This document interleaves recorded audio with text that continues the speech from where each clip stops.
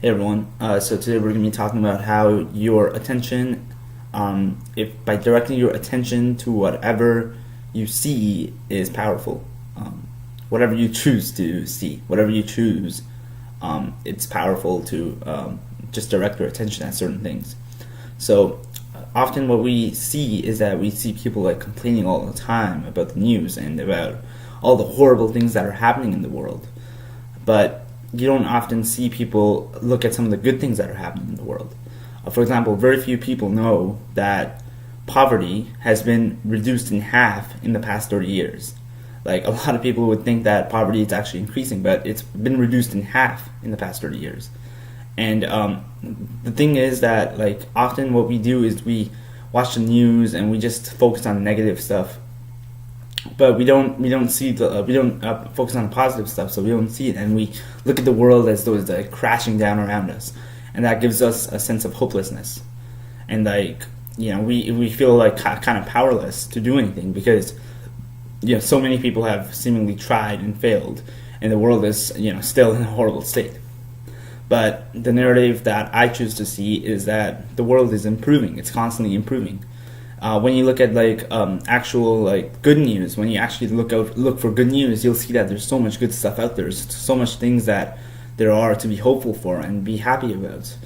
And people like try to like people like they get offended when you point out that the world is like actually a positive place because they feel like my theory is that they feel like their reality is being threatened, um, and that the like maybe there might be two reasons for this. One reason is that the world being a positive place means that, oh, so that means that the problem is me. I'm the reason that my life isn't where I want it to be, and that's a very difficult pill to swallow. Because if you realize that I'm the reason that my life isn't where I want it to be, and not because of some job or my parents or my friends or whatever, right? If you realize that you're responsible for your life, you're like, holy crap, I got myself here, so it's my responsibility to get myself out of here. Or that, like I'm responsible for all the bad things, so it's nobody's fault but myself. It's not the world's fault. It's only my fault. And the other thing is they think that saying that saying the positive things in the world means that is the same as saying that the negative things don't exist.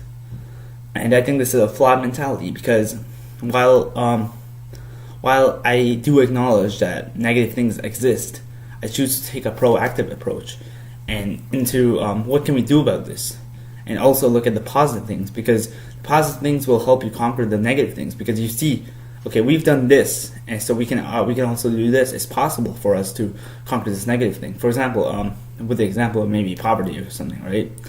There's still so many people like homeless, and I see them on the street sometimes. Like, they don't have any homes, and they're having difficulty with food around the world.